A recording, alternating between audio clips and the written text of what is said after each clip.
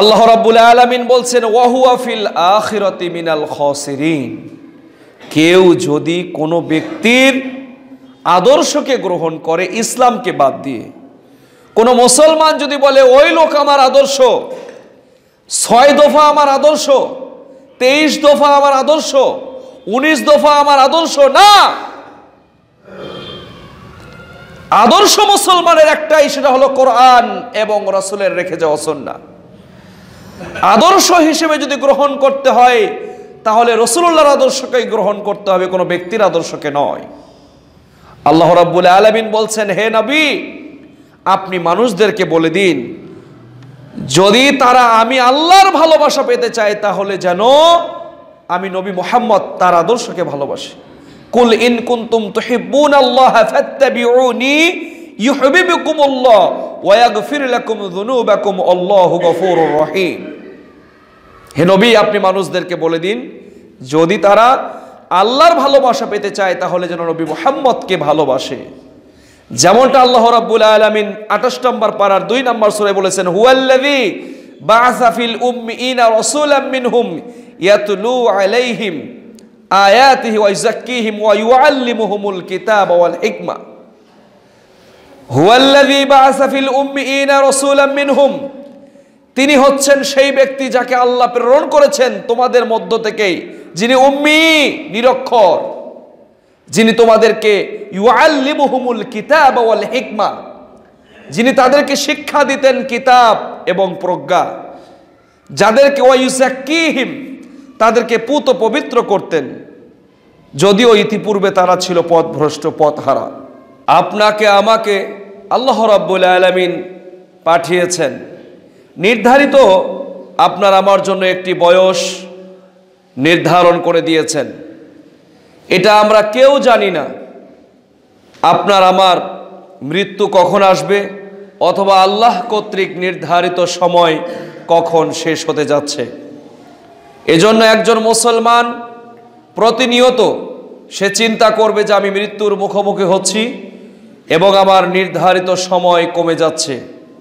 কিন্তু আমরা যেটা করি, প্রতি বছর যখন পার হয়, নতুন বর্ষর যখন আমাদের সামনে পদার্পণ করে, আমরা খেল তামাশা, আনন্দ উল্লাস, খেলাধুলার মাধ্যমে আমরা আমাদের মূল্যবান সময়কে নষ্ট করি। এটা বুঝবার চেষ্টা করি না যে আমার নির্ধারিত সময় থেকে একটি বছর কমে গেল। ইয়াতাকারাবুজ জামান, জামানা আমাদের দিকে অগ্রগামী হচ্ছে, আর আমরা প্রতিনিয়ত মৃত্যুর কাছাকাছি যাচ্ছি, মৃত্যুর মুখোমুখি হচ্ছি।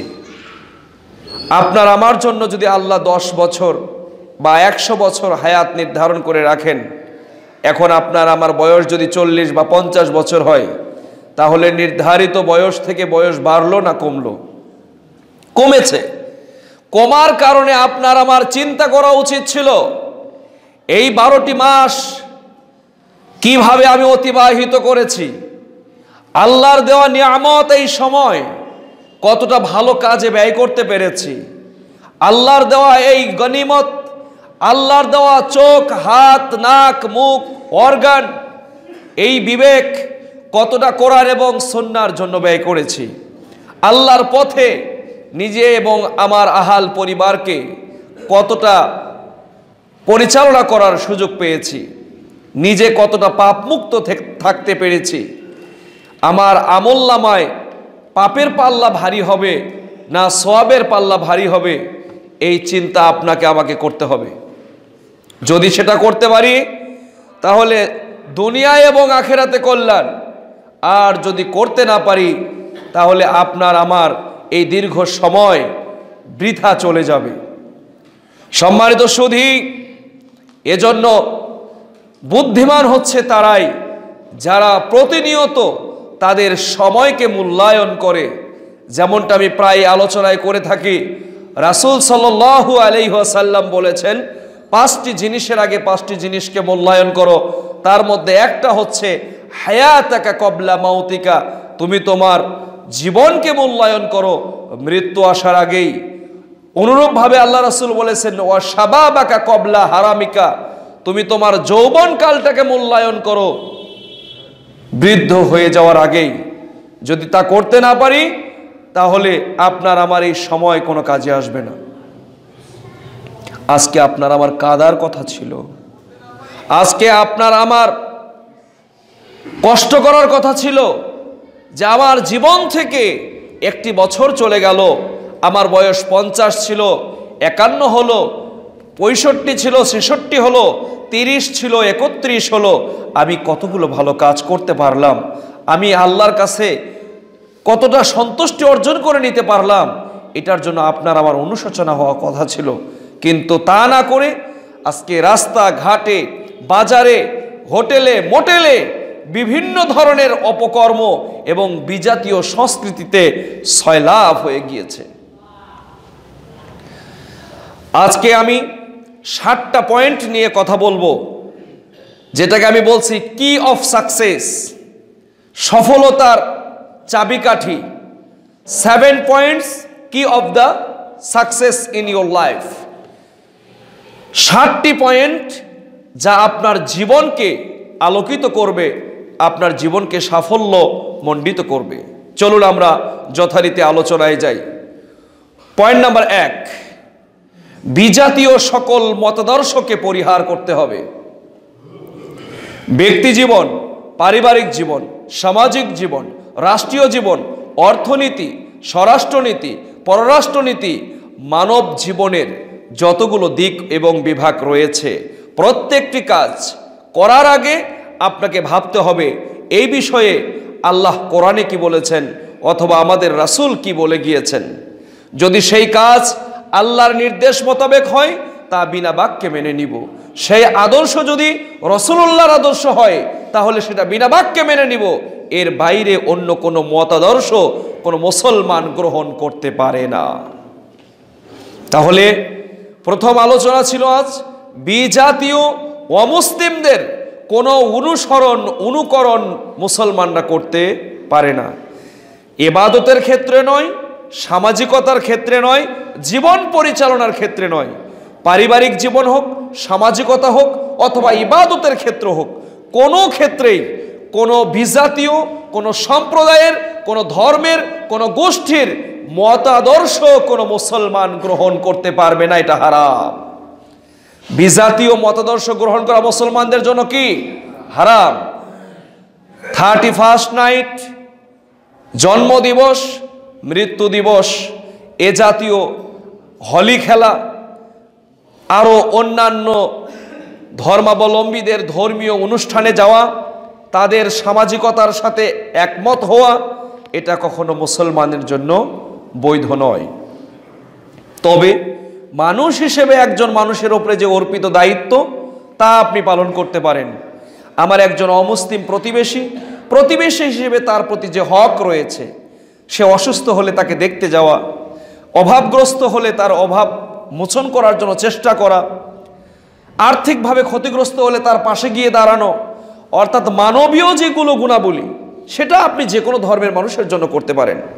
আমার প্রতিবেশী হিন্দু হোক, বৌদ্ধ হোক, অমুসলিম যে ধর্মেরই হোক না কেন, তিনি যদি বিপদে পড়েন তার বিপদে পাশে দাঁড়ানো, সহযোগিতা করা, সহমর্মিতা দেখানো, তার যদি কোনো ক্ষতি হয় তার পাশে গিয়ে সান্ত্বনা দেওয়া, তার যদি কোনো প্রয়োজন হয় সেটা টাকার কারণে হোক, অর্থ দিয়ে হোক, যে কোনোভাবে সাহায্য সহযোগিতা করাতে ইসলাম নিষেধ করেননি।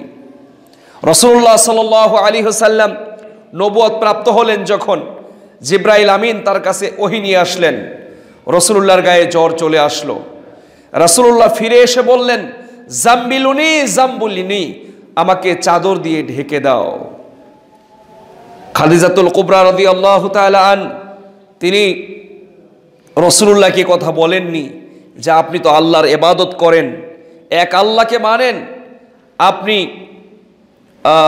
ক্ষতিগ্রস্ত হবেন না, এ কথা তিনি বলেননি। বরং তিনি যে কথা বললেন যে দেখেন, কাল্লা লা ইখজি আল্লাহু আবাদান, দেখুন আপনাকে আপনার প্রতিপালক কখনো অপমানিত করবেন না, আপনাকে কখনো লাঞ্ছিত করবেন না, কারণ আপনি মানুষের উপকারে কাজ করেন, অসহায়দের পাশে দাঁড়ান, ক্ষুধার্তদের খাদ্য দান করেন। যে ব্যক্তি বোঝা বহন করতে পারে না, আপনি তার বোঝা বহন করে দেন। তাহলে বোঝা গেল সামাজিকতা একটা অত্যন্ত গুরুত্বপূর্ণ একটি দিক, যেটি রাসূলুল্লাহ সাল্লাল্লাহু আলাইহি ওয়াসাল্লাম তার ব্যক্তি জীবনে করেছিলেন। এজন্য সামাজিক যে সমস্ত দায়বদ্ধতা আছে সেগুলো আমরা পালন করব, কিন্তু ধর্মের জায়গায় বলতে হবে আকীদা, ধর্ম যার যার উৎসব তার, এইটার সাথে মুসলমানদের কোনো কম্প্রোমাইজ চলবে না। তাহলে বিজাতীয় সকল মতাদর্শ, মতবাদ, ধর্মীয় অনুষ্ঠান অথবা তাদের কৃষ্টি কালচার, সংস্কৃতি এবং সভ্যতা মুসলমান পরিচয় দানকারী কেউ পালন করতে পারবে না। আল্লাহ রাব্বুল আলামিন বলেন, ওয়ামান ইয়াবতাগি গায়রাল ইসলামি দীনান ফালা ইউকবালা মিনহু ওয়ামান ইয়াবতাগি গায়রাল ইসলামি দীনান, যে ব্যক্তি ইসলামকে ছাড়া অন্য কোনো মতদর্শ, অন্য কোনো ধর্ম, অন্য কোনো ব্যক্তির আদর্শকে যে ব্যক্তি গ্রহণ করে, খোঁজে, ওয়ামান ইয়াবতাগি, যে অন্বেষণ করে, গায়রাল ইসলামি, ইসলাম ছাড়া, দীনান, দিন হিসেবে, ফালা ইউকবালা মিনহু, আল্লাহ ওই ব্যক্তির পক্ষ থেকে কোনো কিছুই গ্রহণ করেন না। তাহলে মুসলমানরা 31st নাইট পালন করতে পারে না, জন্ম দিবস, মৃত্যু দিবস পালন করতে পারে না, মুসলমান কাউকে বড়দিনের শুভেচ্ছা জানাতে পারে না, মুসলমানরা কাউকে দুর্গা উৎসবের শুভেচ্ছা জানাতে পারবে না, তাদের উৎসবের খাবার গ্রহণ করতে পারবে না। এবং অন্য আরো যে সমস্ত ধর্ম আছে, হিন্দু বলেন, বৌদ্ধ বলেন, খ্রিস্টান বলেন, কামার কুমার জেলে, এই জাতীয় অন্যান্য যে সমস্ত শিখ বলেন, কোন ধর্মের ধর্মীয় আচার অনুষ্ঠানে মুসলমান অংশগ্রহণ করবে না, শুভেচ্ছা বিনিময় করবে না, তবে সামাজিক যে সমস্ত দায়িত্ব তা পালন করবে। প্রয়োজনে মুসলমানের গায়ের রক্ত তার জন্য দিবে। অসুস্থ 2 ব্যাগ রক্ত প্রয়োজন, যদি আপনার রক্তের সাথে মিলে যায় আপনি তাকে রক্ত দিবেন, শরীয়ত বাধা দেয়নি, কিন্তু ধর্মের ব্যাপারে যার যার। তাহলে বোঝা গেল পৃথিবীতে কোনো মতবাদ, কোনো ধর্ম আল্লাহর কাছে মনোনীত জীবন ব্যবস্থা নয়। ইন্নাদ দীনা ইনদাল্লাহিল ইসলাম, নিশ্চয়ই আল্লাহর কাছে গ্রহণযোগ্য নির্বাচিত জীবন ব্যবস্থা হলো ইসলাম। ইসলামকে বাদ দিয়ে কেউ যদি অন্য কোনো জায়গায় কল্যাণ খোঁজার চেষ্টা করে, তাহলে তার দুনিয়াও গেল, আখিরাতও গেল, এবং আখিরাতে সে ক্ষতিগ্রস্তদের অন্তর্ভুক্ত হবে। সূরা মায়েদা আয়াত নাম্বার 3, আল্লাহ রাব্বুল আলামিন বলছেন, আল ইয়াউমা আকমালতু লাকুম দীনাকুম ওয়া আতমামতু আলাইকুম নি'মাতি ওয়া রাযীতু লাকুমুল ইসলাম দীনা। এই আয়াতের মাধ্যমে আল্লাহ রাব্বুল আলামিন ইসলামকে কমপ্লিট কোড অফ লাইফ হিসেবে ঘোষণা করেছেন। এখানে সূচ ঢোকানোর কোনো ক্ষমতা আপনার আমার নাই, এখান থেকে কোনো কিছু বাদ দেওয়া সে ক্ষমতাও আপনার আমার নাই।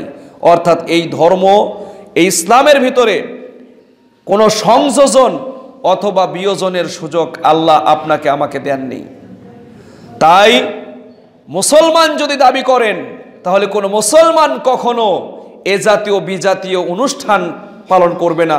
তাহলে মুসলমান পরিচয় দিলে, আত্মসমর্পণকারী পরিচয় দিলে, আপনাকে তৌহান আও কারহান, আপনি ইচ্ছাই হোক অনিচ্ছাই হোক আল্লাহর যাবতীয় বিধানের কাছে আত্মসমর্পণ করতে হবে এবং মুমিনদেরকেই বন্ধু হিসেবে গ্রহণ করতে হবে। কখনো কাফের মুশরিকদেরকে বন্ধু গ্রহণ করা যাবে না। লা তাত্তাখিযু ইয়াহুদা, আল্লাহ বলছেন ইহুদি মুশরিক তাদেরকে তোমরা বন্ধু হিসেবে গ্রহণ করো না। সম্মানিত সুধী, তাহলে বোঝা গেল মুসলমান জীবনের প্রত্যেকটি ক্ষেত্রে রাসূলুল্লাহর আদর্শকে গ্রহণ করবেন, আল্লাহ যা আদেশ করেছেন তা মেনে চলবেন, যা নিষেধ করেছেন তা থেকে নিজেদেরকে বিরত রাখবেন। আর অনুরূপ যতগুলো দিবস আছে এর মধ্যে একটা আইজের সামনে আসতেছে 31st নাইট। কি আজব অবস্থা! প্রথমের দিকে দেখলাম যে ওই রাত্রেই ছেলেবেলে গান টান বাজাইতো, এখন দেখতেছি 5 দিন আগে থেকে শুরু হয়ে গেছে। ক্রিকেট টুর্নামেন্ট, গান বাজনা, ডিজে পার্টি, সারা রাত বাদ্যযন্ত্রের অত্যাচারে ঘুমানোর মতো কোনো সুযোগ নাই। এটা তাদের বিবেচনায় নাই যে এই এলাকায় অসুস্থ মানুষ আছেন, শিশু আছে, বৃদ্ধ আছে, অসুস্থ ব্যক্তি আছে, তাদের যে কষ্ট হয়। কে অধিকার দিল আপনাকে 100টা মাইক রাতের 12টা পর্যন্ত 2টা পর্যন্ত চালায়া পিকনিক করার? কে অনুমতি দিয়েছে আপনাকে? যেখানে রাসূলুল্লাহ বলেছেন আল মুসলিমু আখুল মুসলিম, একজন মুসলমান অপর মুসলমানের ভাই, লা ইয়াজলিমুহু, সে তার প্রতি জুলুম করবে না, ওয়ালা ইয়াখজুলুহু, সে তাকে অপদস্থ করবে না, ওয়ালা ইয়াহকিরুহু, সে তাকে তুচ্ছ তাচ্ছিল্য করবে না। অপর হাদিসে আছে আল্লাহ রাসূল বলেছেন যে আল মুসলিমু মান সালিমাল মুসলিমুনা মিন লিসানিহি ওয়া ইয়াদিহি, প্রকৃত মুসলমান হচ্ছে ওই ব্যক্তি যার হাত এবং জবান থেকে অপর মুসলমান নিরাপদ। আপনি শব্দ দূষণ করে এলাকার মানুষের ঘুমের কষ্ট দিলেন। যত মানুষ এই গান বাজনার শব্দের কারণে ঘুমাতে পারে নাই, যত অসুস্থ মানুষের কষ্ট হয়েছে, যত শিশু বৃদ্ধ মানুষের কষ্ট হয়েছে, এই সমুদয় মানুষের কষ্টের কারণে পাপের দায়ভার আপনাকে বহন করতে হবে। গান বাজিয়েছেন, এটা তো পাপ করেছেনই, আর মুসলমান বাদ্যযন্ত্র শোনে কি করে? তাই বাংলাদেশের কোনো হোটেল, মোটেল, বারে, যেগুলো 4 স্টার, 5 স্টার, 3 স্টার হোটেলগুলো রয়েছে, বিভিন্ন নাইট ক্লাব রয়েছে, এই ক্লাবগুলোতে 31স্টের আয়োজন করা হয়, বিশেষ রাত্রি যাপন করা হয়, গান বাজনা বাজানো হয়, আতশবাজি করা হয়, বেহায়া বেলেল্লাপনার মতো বিভিন্ন পার্টির আয়োজন করা হয়, বন্ধুদেরকে নিয়ে, ইচ্ছা মতো নারীদেরকে নিয়ে বেফাস বিভিন্ন কাজ করা হয়। এই সবগুলোই হলো অমুসলিমদের সংস্কৃতি। এই সংস্কৃতির সাথে মুসলমানদের দূরতম কোনো সম্পর্ক নাই। কোন মুসলিম নামধারী যুবক, যুবতী, তরুণ, তরুণী, কোন মুসলমান নামধারী ব্যক্তি অথবা পুরুষ অথবা নারী যদি এই 31স্টের নাম করে কোন হোটেলে, মোটেলে, নাইট ক্লাবে গিয়ে এইরকম নাচ, গান, মদ পান ইত্যাদি করে এই রাত উদযাপন করে, নিঃসন্দেহে তার রাসূলুল্লাহর হাদিস অনুযায়ী তার রাত্রি হয় বানরের মতো করে, খিনজিরের মতো করে। যেমনটা রাসূল সাল্লাল্লাহু আলাইহি ওয়াসাল্লাম ভবিষ্যৎবাণী দিয়ে গেছেন যে এমন একটা সময় আসবে আমার উম্মতেরা রাত্রি যাপন করবে, লা ইউবাইয়িতান্না, নিশ্চয়ই তারা রাত্রি যাপন করবে মদ পান করে, নারী, মদ্যপান, গান বাজনা এবং নর্তকীদের সাথে। তাদের সকালবেলা হবে হচ্ছে শুকুরের মতো, তাদের সকাল হবে খানজিরের মতো, অথবা তাদের আচার আচরণ হবে কুকুরের ন্যায়, আপনার খিনজিরের ন্যায়, শুকুরের ন্যায়। আল্লাহ আমাদেরকে এখান থেকে হেফাজত করুন। সম্মানিত হাজিরিন, তাহলে কোনো মুসলমানের ছেলে 31স্টের মতো এই অনুষ্ঠানে যোগদান করতে পারে না, বড়দিনের শুভেচ্ছা জানাবে না, কোনো পুজোয় যাবে না, তাদের তৈরিকৃত কোনো খাবার গ্রহণ করবে না, যেটা এই উপলক্ষ করে করা হয়েছে। আল্লাহ রাসূল সাল্লাল্লাহু আলাইহি ওয়াসাল্লাম বলেছেন মান তাশাব্বাহা বিকওমিন ফাহুয়া মিনহুম, যে ব্যক্তি যে ধর্মের মতাদর্শ, যে ব্যক্তির আদর্শকে অনুসরণ করেছে, অনুকরণ করেছে, ফাহুয়া মিনহুম, সে তাদেরই দলভুক্ত। আপনাকে আমাকে যদি কেউ দুনিয়াতে গালি দেয় যে তুমি উমুকের দলের, তুমি ইহুদি, তুমি কাফির, আপনি তো তার সামনে লাঠি নিয়ে তেড়ে যান, কিন্তু কাজ তো করছেন কাফেরের মতো, কাজ করছেন মুশরিকের মতো। আপনি আবার নিজেকে পরিচয় দিচ্ছেন আমি মুসলিম। আরে মুসলমান তো সেই জাতি, যেই জাতির ব্যাপারে রাসূলুল্লাহ সাল্লাল্লাহু আলাইহি ওয়াসাল্লাম বলেছেন, শোনো, লা তুশরিক বিল্লাহ, তুমি আল্লাহর সাথে শিরিক করবে না, ওয়া ইন কুতিলতা আও হুররিকতা, যদি তোমাকে জ্বালিয়ে পুড়িয়ে দেওয়া হয় অথবা হত্যা করা হয়। আর এই জাতিকে তো হত্যা করতে হয় না, এই জাতি স্বতঃস্ফূর্তভাবে মুশরিকদের সাথে মিলিয়ে গিয়ে একসাথে পূজা প্রার্থনা অংশগ্রহণ করে। আমাদের ভাষায় মূর্তিকে পূজা করা, সম্মান করা কি? শিরক। তো রাসূলুল্লাহ বলছেন যে যদি তোমাকে হত্যা করা হয় অথবা আগুনে পুড়িয়ে ফেলা হয়, তবুও তুমি আল্লাহর সাথে শিরক করো না। আর এই জাতিকে কিছুই বলা লাগে না, শুধু 2টা ভোটের জন্য ও রাস্তায় গিয়ে আগে দাঁড়ায়। হেফাজত করুক আল্লাহ রাব্বুল আলামিন। আজকের আলোচনার প্রথম পয়েন্ট ছিল কি? বিজাতীয় সকল মতাদর্শকে পরিহার করতে হবে। আল্লাহ রাব্বুল আলামিন আমাদের যাবতীয় সামাজিকতা এবং এই বৈষয়িক জীবনে সব ধরনের অমুসলিম সংস্কৃতি থেকে বেরিয়ে আসার তৌফিক দান করুন, আল্লাহুম্মা আমিন। প্রিয় ভাইয়ের আমার, 2 নাম্বার পয়েন্ট আজকে কিতাব এবং সুন্নাহকে সকল সমস্যার সমাধান হিসেবে পরিগ্রহণ করতে হবে। অর্থাৎ বিয়ে শাদী, ব্যবসা বাণিজ্য, খানা পিনা, সালাত সিয়াম, হজ, অন্যান্য ইবাদত সহ বৈষয়িক জীবনে একজন মানুষের যতগুলো দিক ও বিভাগ রয়েছে সকল ক্ষেত্রে কোরআন এবং সুন্নাহকে একমাত্র জীবন চলার পাথেয় হিসেবে গ্রহণ করতে হবে। কোনো ক্ষেত্রে কোনো কম্প্রোমাইজ করা যাবে না। আপনার বিয়ে শাদী, ব্যবসা বাণিজ্য, বাজার ঘাট, চলাফেরা, ওঠা বসা, হাট বাজার, চাকরি বাকরি, দেশীয় নীতি, আন্তর্জাতিক নীতি, সালাত সিয়াম, হজ জাকাত, ইবাদতের ক্ষেত্রে, বৈষয়িক ক্ষেত্রে, সামাজিকতার ক্ষেত্রে সব পর্যায়ে আল্লাহ এবং তার রাসূল যে নির্দেশ দিয়েছেন তা বিনা বাক্যে মেনে নিতে হবে। যদি আজও মুসলমানেরা তাদের বৈষয়িক সকল সমস্যায়, ধর্মীয় সকল সমস্যায় কোরআন এবং সুন্নাহকে একক মানদণ্ড হিসেবে গ্রহণ করে, তাহলে তাদের বৈষয়িক জীবন হবে আলোকিত, আখিরাতের জীবন হবে আলোকিত। আল্লাহ রাব্বুল আলামিন সকল ক্ষেত্রে কোরআন এবং সুন্নাহকে উত্তম আদর্শ, মাইল ফলক এবং এটাকে আমাদের জীবনের একমাত্র চালিকা শক্তি হিসেবে গ্রহণ করা তৌফিক দান করুন, আল্লাহুম্মা আমিন। সম্মানিত হাজিরিন, আল্লাহ সুবহানাহু ওয়া তাআলা বলছেন, মা আতাকুমুর রাসূলু ফাখুযুহু ওয়া মা নাহাকুম আনহু ফান্তাহু। শোনো, তোমাদের জন্য তোমাদের রাসূল জানিয়ে এসেছেন তা তোমরা গ্রহণ করো, আর যা থেকে তিনি বিরত থাকতে বলেছেন তা থেকে তোমরা নিজেদেরকে বিরত রাখো।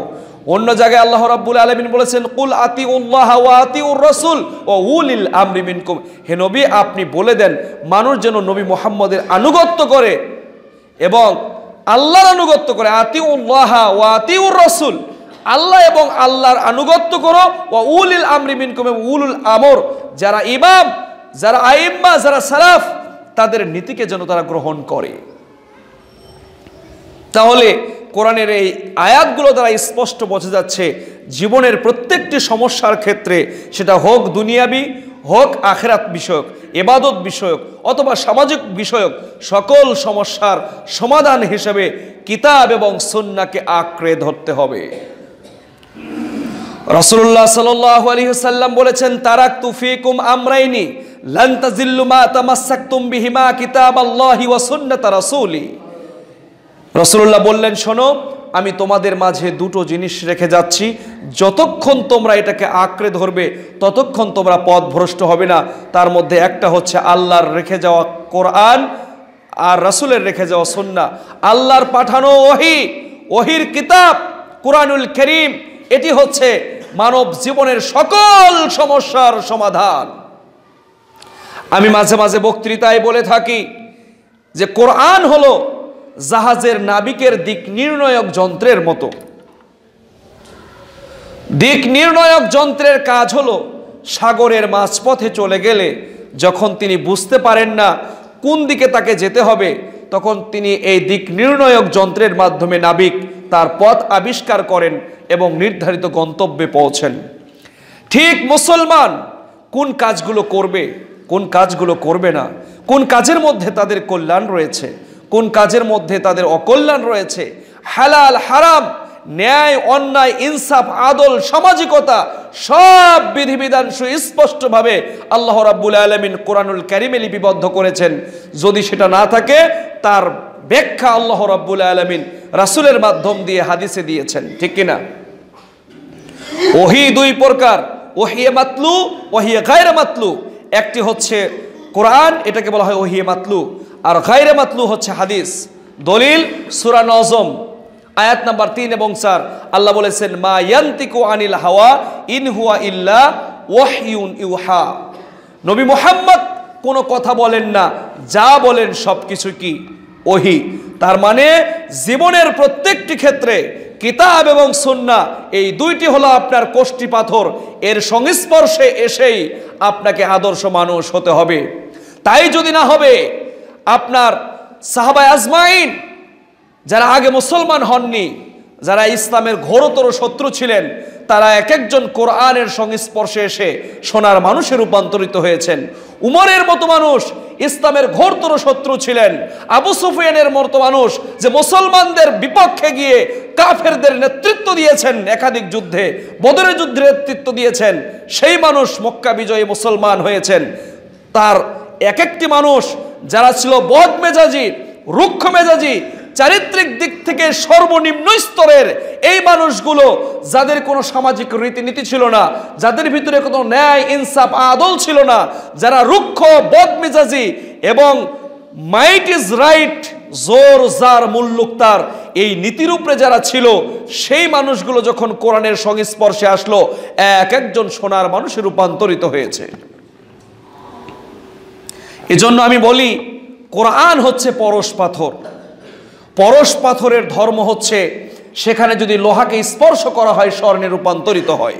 তো ঠিক কোরআন, এই কোরআনকে যারা ধারণ করবে, এই কোরআনকে মেনে যারা তাদের ব্যক্তি জীবন, বৈষয়িক জীবনকে ঢেলে সাজাবে, এরা যতই অমানুষ হোক, এই কোরআনের সংস্পর্শে এসে এক একজন সোনার মানুষে রূপান্তরিত হবে। আল্লাহ সুবহানাহু ওয়া তাআলা জীবনের প্রত্যেকটি ক্ষেত্রে কিতাব এবং সুন্নাহকে যথাযথভাবে অনুসরণ করা তৌফিক দান করুন, আল্লাহুম্মা আমিন। আনাস ইবনে মালিক রাদিয়াল্লাহু আনহু বলেছেন, লা ইউমিনু আহাদুকুম হাত্তা ইয়াকুনা হাব্বা ইলাইহি মিন ওয়ালিদিহি ওয়া ওয়ালাদিহি ওয়ান নাসি আজমাইন। লা ইউমিনু আহাদুকুম, তোমাদের কেউ পরিপূর্ণ মুসলমান হতে পারবে না যতক্ষণ না আমি নবী মুহাম্মদ তোমাদের কাছে তোমাদের সন্তান সন্ততি, তোমাদের পিতামাতা, এমনকি বিশ্বের সকল মানুষের চেয়ে বেশি ভালোবাসার পাত্র না হব। তাই আপনার আমার সকল ভালোবাসার ক্ষেত্র হতে হবে আল্লাহর প্রতি এবং রসুলুল্লাহর প্রতি। রসুলুল্লাহর আদর্শ, রসুলুল্লাহকে নিজের বাপ মা স্ত্রী সন্তান পরিবার সকলের চেয়ে, এমনকি পৃথিবীর সব মানুষের চেয়ে তাকে বেশি ভালোবাসতে হবে। রসুলকে ভালোবাসার অর্থ এরকম নয় বছরে একদিন ঈদে মিলাদুন্নবী পালন করা। রাসূলকে ভালোবাসার অর্থ এই নয় কিয়ামুল লাইল করা। রাসূলকে ভালোবাসা এই নয় যে রাসূলকে দাঁড়িয়ে সালাম জানানো। এটা রসুলুল্লাহকে ভালোবাসা নয়, বরং রসুলুল্লাহকে ভালোবাসার অর্থ হলো তিনি যা করতে বলেছেন সেই কাজকে যথাযথভাবে করা। আর রাসূলকে অপমান করার অর্থ হলো রাসূলুল্লাহর কোনো সুন্নাহকে বৃদ্ধাঙ্গুলি দেখিয়ে অস্বীকার করা। রাসূল সাল্লাল্লাহু আলাইহি সাল্লাম বললেন, শোনো, কুল্লু উম্মতি ইয়াদখুলুনাল জান্নাহ, আমার সব উম্মতেরা জান্নাতে যাবে ইল্লা মান আবা, তবে আবা জান্নাতে যাবে না। কিলা মান আবা, তাকে জিজ্ঞাসা করা হলো আবা কি? রাসূলুল্লাহ বললেন, মান আতাআনি দাখালাল জান্নাহ ওয়া মান আসানি ফাকাদ আবা, যে ব্যক্তি আমার অনুসরণ করলো সে হলো জান্নাতি, আর যে আমার কথাকে অমান্য করলো সে হলো অস্বীকারী, আর তার বিনিময় হলো জাহান্নাম।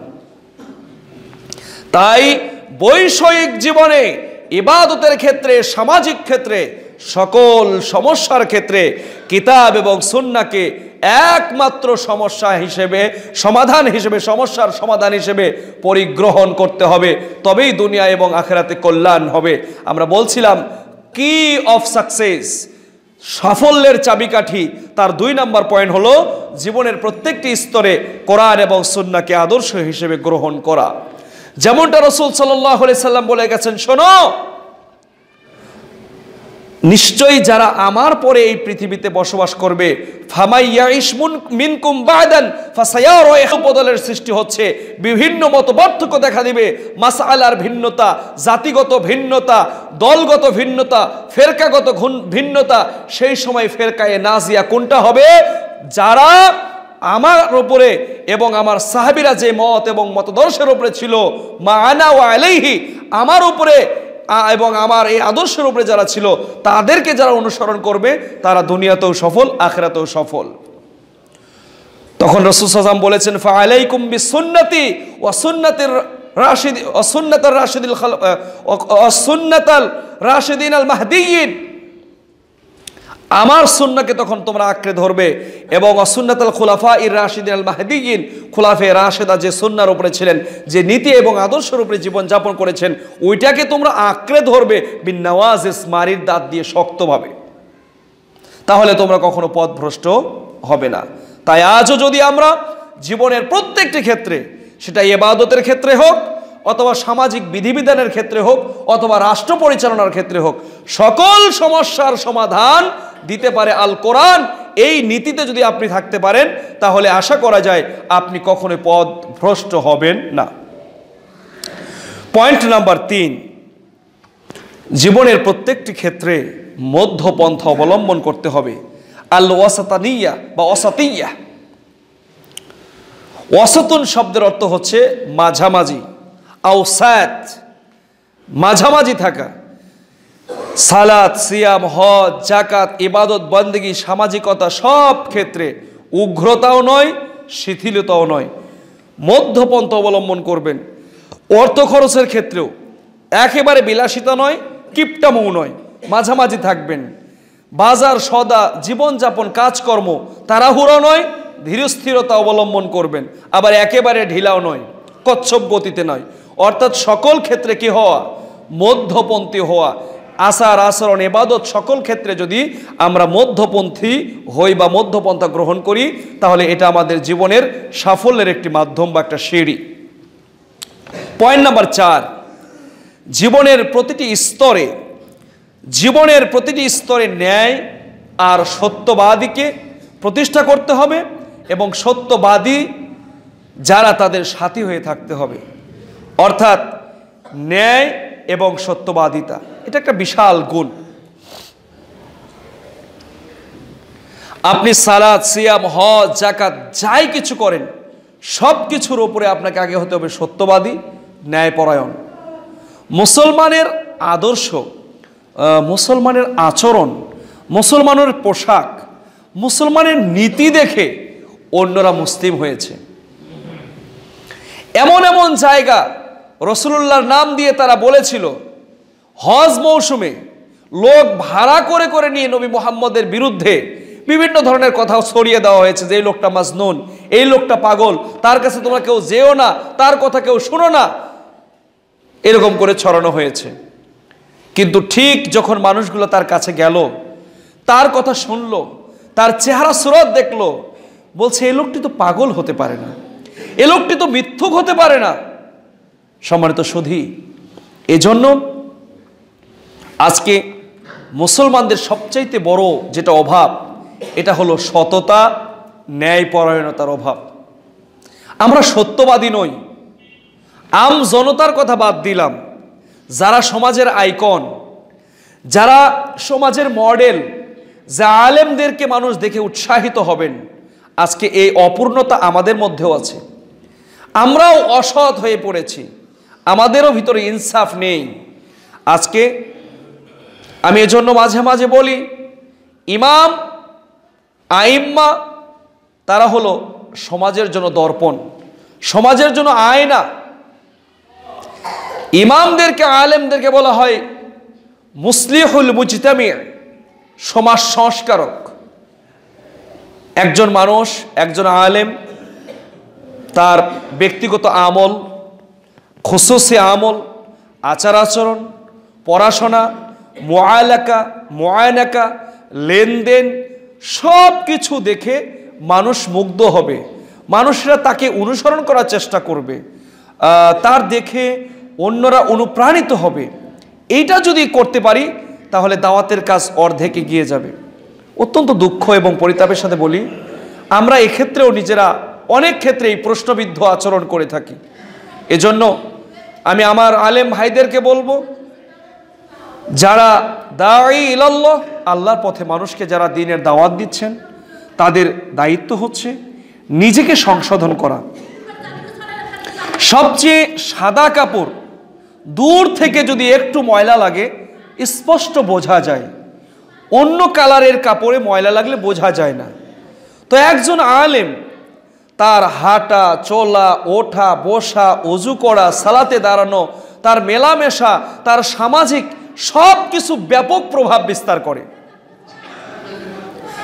আমার মনে আছে কোথাও যদি অজু করতে বসি বাইরে একটা জায়গায়, দেখি দুই একজন দাঁড়ায় থেকে দেখছে, আমি এটুকু বুঝতে পারি যে হয়তো দেখছেন যে উনি কিভাবে করে, আমার কোনো ভুল আছে কিনা। তার মানে হলো এটা একটা সিম্পল বললাম, সালাদ বলেন, সিয়াম বলেন, ওঠা বলেন, বসা বলেন, এমনকি জুতো পরা। এই মসজিদে আমি প্রায় খেয়াল করি, শুক্রবারে আমি যখন জুতা পরি অনেক মুসল্লি দেখে আমার পায়ের দিকে তাকিয়ে আছে, তাহলে বোঝা যায় যে উনি কিভাবে পড়েন, এটা দেখি। এটা সিম্পল একটি উদাহরণ দিলাম। পারিবারিক আদর্শ আপনাকেই হতে হবে। একজন আলেম, আপনি একজন আদর্শ স্বামী হবেন, যা দেখে এলাকার মানুষ ভাববে যে না উনি একজন ভালো প্র্যাকটিসিং মুসলিম। সালাতে সবার আগে আপনি জামাতে থাকবেন, আপনাকে দেখে ভাববেন যে না আলেম মানুষ, তিনি জামাতের সাথে সালাত আদায় করছেন। আপনি আলেম, আপনি এক জায়গায় কর্ম করে খান, সবার আগে আপনি ওযু করে এসে আরো ভাইদেরকে ডাকবেন, ভাই কাজ কাম রাখেন, আগে জোহরের সালাতটা পড়ে আসি। আপনাকে দেখে তারা অনুপ্রাণিত হবে। এটা যে শুধু আলেমদের দায়িত্ব তা নয়, আমাদের প্রত্যেক মুসলমানের এটি দায়িত্ব যে নিজে সৎ কাজ করব, অন্যদেরকে সে কাজে উৎসাহিত করব। তবে দায়িত্বটা অন্যদের চেয়ে আলেমদের বেশি। আল্লাহ রাব্বুল আলামিন বলছেন, ওয়ামান আহসানু কওলাম মিম্মান দাআ ইলাল্লাহি ওয়া আমিলা সালিহাও ওয়া ক্বালা ইন্নানী মিনাল মুসলিমিন। ওই মানুষের কথার চেয়ে আর কার কথা উত্তম হতে পারে যে নিজে সৎ কাজ করে এবং মানুষদেরকে বলে ওয়া ক্বালা ইন্নানী মিনাল মুসলিমিন, আমি একজন মুসলিমের অন্তর্ভুক্ত। এজন্য আমরা নিজেরা সৎ কাজ করব, সত্যবাদিতা, সততা গ্রহণ করব এবং অন্যদেরকে উৎসাহিত করব। দেখেন, আমি প্রতিদিন জুমার খুতবায় শেষে একটা আয়াত পড়ি, ইন্নাল্লাহা ইয়া'মুরু বিল আদলি ওয়াল ইহসান। নিশ্চয় আল্লাহ তোমাদেরকে নির্দেশ দিচ্ছেন ন্যায় পরায়ণতা, ইহসানের নির্দেশ দিচ্ছেন। আদল সমাজে প্রতিষ্ঠা করতে বলছেন, ইহসান প্রতিষ্ঠা করতে বলছেন। ওয়া ইতাইযিল কুরবা, আত্মীয় স্বজনের অধিকার হক আদায়ের কথা বলছেন। ওয়া ইয়ানহা আনিল ফাহশাই ওয়াল মুনকার, এবং অশ্লীল খারাপ কাজ সমাজ থেকে প্রতিরোধ করার নির্দেশনা দিচ্ছেন। ওয়াল বাগি, এমনকি সীমালঙ্ঘনের কাজ, আল্লাহর অবদ্ধতার যারা কাজ করছে তাদেরকে বাধা প্রদানের নির্দেশ দিচ্ছেন। ইয়াইযুকুম লাআল্লাকুম তাযাক্কারুন, এই আয়াতটা প্রতি শুক্রবার পড়া হয়, আমরা অনেকেই জানি না। এখানে 6টি কাজের নির্দেশনা রয়েছে। সম্মানিত হাজিরিন, তাহলে যদি আমরা প্রতিনিয়ত এই কাজগুলো করি, নিজে সৎ কাজ করব, অন্যকে সৎ কাজে উৎসাহিত করব, নিজে সৎ পথে চলব, অন্যকে সৎ পথের দাওয়াত দিব, নিজে হালাল খাবো, হালাল পথে চলব, অন্যকে সে পথ বাতলিয়ে দিব, এইভাবে যদি কাজ করতে পারি তাহলে দেখা যাবে আপনার দ্বারা এই সমাজ আলোকিত হবে। আমি কোনো এক সেমিনারে বলেছিলাম ছাত্রদেরকে যে বাবা দেখো, তুমি আজকে এই প্রতিষ্ঠানে পড়তে এসেছো, তুমি এলাকা থেকে, এমন এলাকা থেকে এসেছো হয়তো সেখানে কোনো মাদ্রাসা নেই, সেখানে কোনো আলেম নেই। এক বুক আশা নিয়ে তোমার মা, তোমার বাবা এই প্রতিষ্ঠানে পাঠিয়েছেন। সুতরাং এই মাদ্রাসায় থাকাকালীন তুমি 5 ওয়াক্ত সালাত যখন জামাতে পড়েছো, শিক্ষকের খেদমত করেছো, বড়দেরকে সম্মান শ্রদ্ধা করেছো, তোমার চেয়ে যারা ছোট তাদেরকে তুমি আদর করেছো, ভালোবেসেছো, বড়দেরকে শ্রদ্ধা করেছো। এই গণ্ডির মধ্যে তোমার 24টি ঘন্টা, বিশেষ করে এই রকম কওমি মাদ্রাসায় যারা পড়ে তাদের ওঠা বসা, এমনকি একটা পোশাকও নিজের ইচ্ছায় পরার সুযোগ নাই। আমরা কোনোদিন স্যান্ডোগঞ্জি পরতে পারি নাই, আমরা কখনো ট্রাউজার ব্যবহার করতে পারি নাই। আমাদেরকে মাদ্রাসায় ভর্তি করার পর থেকে হাফ হাতা গেঞ্জি পরতে হতো, কোনো কালার প্রিন্টেড গেঞ্জি আমরা পরতে পারিনি, দাড়ি রেখে দিতে হয়েছে, সেই রকম সুটেড বুটেড হওয়ার সুযোগ ছিল না। সম্মানিত সুধী, আজকে আমার এই ছেলেমেয়েরা এই প্রতিষ্ঠানে যা শিখলো, এইটা যখন সে মাদ্রাসা ছুটি হবে, সে যখন বাড়িতে যাবে, এই প্র্যাকটিসগুলো যখন সে করবে, মানুষ আর সাধারণ জনগণ দেখবে যে না গো, বাচ্চাটার বয়স কেবল 11 বছর 10 বছর, জামাতের সাথে সালাত আদায় করছে, 8-10টা বাচ্চাদের চেয়ে তার আচার আচরণের ভিতরে ভিন্নতা আছে। তখন ওর প্রশংসা, ওর সুঘ্রাণ এলাকা ব্যাপ্তি ছড়িয়ে পড়বে। ঠিক আমি এরকমই কল্পনা করি আমার সকল মুসলিম ভাইদেরকে নিয়ে, সকল মুসলিম বোনদেরকে নিয়ে, যা আমরা প্রতি সপ্তাহে একত্রিত হই, আমরা ন্যায় অন্যায়ের কথা শুনি, কোরআন এবং সুন্নাহর কথা শুনি, হালাল হারামের জ্ঞানের কথা শুনি। আমরা যা শুনলাম তা যদি প্রথম কাজ হলো যা শুনলাম তা নিজের জীবনে রূপায়িত করা, বাস্তবায়িত করা। এরপরে যদি আমরা ফিরে যাই, নিজ পরিবারে এটার চর্চা করব, আগে চর্চা করব নিজের প্রতি, তারপরে আমার স্ত্রী, সন্তান, ছেলে মেয়ে, পরিবার, পরিবার থেকে পাড়া, পাড়া থেকে মহল্লা, মহল্লা থেকে গ্রাম, গ্রাম থেকে শহর, শহর থেকে দেশ, এইরকম করে ছড়িয়ে যাবে। আপনাকে ভাবতে হবে একটা গোলাপের পাপড়ি, আপনি একটি রজনীগন্ধার পাপড়ি। রজনীগন্ধা যেমন তার গন্ধ ছড়ায়, হাসনা হেনা যেমন তার গন্ধ ছড়িয়ে দেয়, ঠিক আপনি যদি এরকম সুগন্ধিময় গোলাপের পাপড়ি হন, যেখানেই যান সেখানেই যেন আপনার সুঘ্রাণ ছড়িয়ে পড়ে, এ আশা এবং আকাঙ্ক্ষা মনের মধ্যে রাখতে হবে। সম্মানিত হাজিরিন, এজন্য জীবনের প্রত্যেকটি ক্ষেত্রে ন্যায় এবং ইনসাফকে প্রতিষ্ঠা করার জন্য সর্বোচ্চ চেষ্টা করতে হবে। যার কারণে আল্লাহ রাব্বুল আলামিন বলেন, কুনু মা'আস সাদিকিন, তোমরা সত্যবাদীদের সাথী হয়ে যাও। সত্যবাদী যারা, ন্যায়পরায়ণ যারা, সৎ এবং যোগ্য যারা, তাদেরকে বন্ধু হিসেবে গ্রহণ করো। রাসূলুল্লাহ সাল্লাল্লাহু আলাইহি ওয়াসাল্লাম বলেছেন, লা তুসাহিব ইল্লা মুমিনান, মুমিন ছাড়া তোমরা কাউকে বন্ধু বানায়ো না। বন্ধু কে হবে? অমুসলিমরা আমার বন্ধু, কাফের মুশরিকরা আমার বন্ধু, ইহুদি খ্রিস্টানরা আমার বন্ধু না। লা তাত্তাখিজুল ইহুদা ওয়ান নাসারা আউলিয়া, তারা কখনোই আপনার আমার বন্ধু নয়, তাদেরকে বন্ধু হিসেবে গ্রহণ করা যাবে না। এই জন্য ন্যায় পথে থাকতে হবে, ন্যায়ের পথে কাজ করতে হবে, ন্যায় ইনসাফ আদল সমাজে প্রতিষ্ঠার জন্য সর্বাত্মক চেষ্টা করতে হবে, জ্ঞান অর্জন করতে হবে। রাসূল আল্লাহ রাব্বুল আলামিন বলেন, ওয়ালতাকুম মিনকুম উম্মাতুন ইয়াদউনা ইলাল খায়র ইয়া'মুরুনা বিল মা'রুফি ওয়া ইয়ানহাউনা আনিল মুনকার ওয়া উলাইকা হুমুল মুফলিহুন। সূরা আল ইমরান আয়াত নম্বর 104 আল্লাহ বলছেন, ওয়ালতাকুম মিনকুম উম্মাতুন ইয়াদউনা ইলাল খায়র, তোমাদের মধ্য থেকে একটি দল থাকা উচিত যারা ইয়াদউনা ইলাল খায়র, মানুষদেরকে কল্যাণের দিকে ডাকবে। ওয়া ইয়া'মুরুনা বিল মা'রুফ, মানুষদেরকে তারা সৎ কাজের আদেশ করবে। ওয়া ইয়ানহাউনা আনিল মুনকার, খারাপ কাজে মানুষদেরকে নিষেধ করবে। ওয়া উলাইকা হুমুল মুফলিহুন, আর তারাই হবে সফল কাম। বলেন সুবহানাল্লাহ। 5 নাম্বার গুণ হচ্ছে উত্তম চারিত্রিক গুণাবলী অর্জন করতে হবে। আচার আচরণ কথাবার্তার ক্ষেত্রে সততা নিয়ে আসতে হবে। দেখেন, বিচারের মাঠে মিজানের পাল্লায় উত্তম আচরণ আসকালু ফিল মিজান, মিজানের পাল্লায় সবচেয়ে ভারী হবে। সুবহানাল্লাহ। এজন্য চারিত্রিক বৈশিষ্ট্য দিয়ে এই মুসলমান বিশ্বকে জয় করেছে। ন্যায় সততা চরিত্রের মাধ্যমেই আমরা আবারও পৃথিবী জয় করতে পারবো। এজন্য পৃথিবীকে গড়তে হলে সবার আগে নিজেকে গড়ো, আগে আপনাকে গড়ে তোলেন। আব্দুল্লাহ ইবনে আমর থেকে বর্ণিত, তিনি বলেন, রাসূল সাল্লাল্লাহু আলাইহি সাল্লাম বলেছেন, আরবাউন ইজা কুন্না ফিকা ফালা আলাইকা মা ফাতাকা মিনাদ দুনিয়া। 4টা জিনিস, 4টা গুণ যদি অর্জনের আল্লাহ আপনাকে তৌফিক দেয়, তাহলে পৃথিবীতে যদি আপনার সব কিছু হারিয়ে যায়, যেন আপনার কোনো ক্ষতিই হয়নি। বলেন সুবহানাল্লাহ। আরবাউন, 4টি গুণাবলী, ইযা কুন্না ফিকা, যখন তোমার মধ্যে থাকবে, ফালা আলাইকা মা ফাতাকা মিনাদ দুনিয়া, দুনিয়ার সব অর্থ সম্পদ খ্যাতি বিশ্ব বৈভব সব কিছু যদি তোমার শেষ হয়ে যায়, যেন তোমার কোনো ক্ষতিই হয় নাই। বলেন সুবহানাল্লাহ। 1 নাম্বার হিফজু আমানাতিন, আমানতদারিতা রক্ষা করে চলা। 2 ওয়াসিদকু হাদিসিন, সদা সত্য কথা বলা। 3 ওয়া হুসনু খলিকাতিন, উত্তম চরিত্রবান হওয়া বা ভালো চরিত্র গঠন করা। 4 ওয়া ইফাতুন ফি তুমাতিন, আর খাদ্য খাবার ক্ষেত্রে সতর্কতা অবলম্বন করা, অনেক বেশি না খাওয়া, কম না খাওয়া, মাঝামাঝি অবলম্বন করা, অথবা সুন্নাতি তরিকা অনুযায়ী খাদ্য গ্রহণ করা। এটা হলো 5 নাম্বার। তাহলে উত্তম চরিত্র গঠনের মাধ্যমেও আমরা নিজেকে আলোকিত করতে পারি, সমাজকে আলোকিত করতে পারি।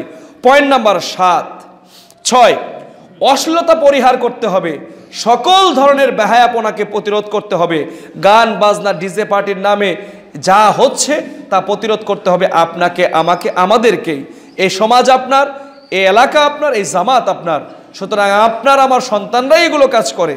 যার সন্তানই হোক, অন্যায়কারী অপরাধী অপরাধী, সন্ত্রাসী সন্ত্রাসী, সাদাবাজ সাদাবাজ, ফেতনাবাজ ফেতনাবাজ, তার কোনো গোষ্ঠী নাই, তার কোনো দল নাই, তার কোনো ধর্ম নাই, তার কোনো এলাকা নাই, তার কোনো পরিবার নাই। সে সমাজের, রাষ্ট্রের, দেশের, সে পরিবারের, ধর্মের সবার শত্রু। দে আর বার্ডেন অফ দ্য সোসাইটি, তারা হলো সমাজের বোঝা, তাদেরকে সম্মিলিতভাবে প্রতিরোধ করতে হবে। দেখেন আল্লাহ রাব্বুল আলামিন বলছেন, লা তাকরাবুল ফাওয়াহিশা মা যাহরা মিনহা ওয়া মা বাতান, তোমরা প্রকাশ্য এবং গোপনীয় কোনো অশ্লীলতা তো করবেই না, লা তাকরাবু, তোমরা তার নিকটবর্তীও হবে না। পয়েন্ট নাম্বার 7, আল্লাহকে ভয় করতে হবে সর্ব অবস্থায় যথাযথভাবে। আল্লাহ বলেন, ইয়া আইয়ুহাল্লাযীনা আমানুত্তাকুল্লাহ, হে মানব মণ্ডলী তোমরা আল্লাহকে ভয় করো, হাক্কা তুকাতিহি, যেভাবে তাকে ভয় করা উচিত, ওয়ালা তামুতুন্না, আর তোমরা মৃত্যুবরণ করো না, ইল্লা ওয়া আনতুম মুসলিমুন, যতক্ষণ না তোমরা পরিপূর্ণ মুসলমান হও। অতএব আজকের খুতবার একেবারে শেষে চলে এসেছি। আপনাদের প্রতি আমার উদাত্ত আহ্বান থাকবে, আজকের এই দুনিয়া আপনার আমার জন্য চিরস্থায়ী নয়। আজকে যাদেরকে আপনি দেখতে পাচ্ছেন এই জায়গায়, 100 বছর পরে আমার মনে হয় 2-4 জন হয়তো পাওয়া যেতে পারে। 100 বছর পরে আজকে যারা আমরা এই জায়গায় দাঁড়িয়ে আছি, আগামী 100 বছর পরে হয়তো 2-1 জন হয়তো ব্যতিক্রম হতে পারে, অধিকাংশকেই আমরা এখানে পাবো না। ঠিক আজ থেকে নিয়ে 100 বছর আগে এই জামাত সমাজে যারা ছিল তাদের আজকে কেউ নেই। এটা হলো চিরন্তন নিয়ম। কক্ষিগত করে ক্ষমতা, অর্থ সম্পদের বাহাদুরি, তাকাব্বুরি করে লাভ নেই। 100 বছর পরে দুনিয়াকে কল্পনা করেন, 100 বছর আগে কল্পনা করেন, অনেক এই পৃথিবীতে নাই যাদের বিত্ত, বৈভব, অর্থ সম্পদ সবকিছু ছিল। সুতরাং সেই দিনকে ভয় করেন যেই দিনে কোনো আল্লাহ পারিশ্রমিক গ্রহণ করবেন না, যে দিনের জন্য আল্লাহ কোনো সাথী গ্রহণ করবেন না, যে দিনের জন্য আপনি কোনো বন্ধু পাবেন না, যে দিনে জাহান্নাম থেকে বাঁচার জন্য কোনো বিনিময় আল্লাহ নেবেন না, সেই দিনকে ভয় করতে হবে। আল ইয়াউমা নাখতিমু আলা আফওয়াহিহিম ওয়া তুকাল্লিমুনা আইদিহিম ওয়া তাশহাদু আরজুলুহুম বিমা কানু ইয়াকসিবুন। আল্লাহ যেদিন বলবেন, আল ইয়াউমা নাখতিমু আলা আফওয়াহিহিম, আজকে আমি তাদের মুখকে বন্ধ করে দিলাম, ওয়া তুকাল্লিমুনা আইদিহিম, তাদের হাত আল্লাহর সাথে কথা বলবে, ওয়া তাশহাদু আরজুলুহুম, তাদের হাত কথা বলবে, পা সাক্ষী দিবে, বিমা কানু ইয়াকসিবুন, যা তারা অর্জন করেছে। সুতরাং ইয়াউমা তাশহাদু আলাইহিম আলসিনাতুহুম, সেই দিন তাদের মুখসমূহ সব কিছু বলে দিবে, ওয়া আইদিহিম, তাদের হাত বলবে, এটা সাক্ষ্য দিবে, ওয়া আরজুলুহুম বিমা কানু ইয়ামালুন, এবং তাদের পা সব কিছু বলবে। সূরা নূর আয়াত 24, আর আগের আয়াত সূরা ইয়াসিন আয়াত 65। সুতরাং সেই দিনকে ভয় করি যে দিনে কোনো বিনিময়, কোনো বন্ধু, কোনো পারিশ্রমিক কেউ গ্রহণ করবে না। আল্লাহ রাব্বুল আলামিন আমাদেরকে এই 7টি পয়েন্ট যথাযথভাবে আমল করা তৌফিক দান করুন। আল্লাহুম্মা আমিন।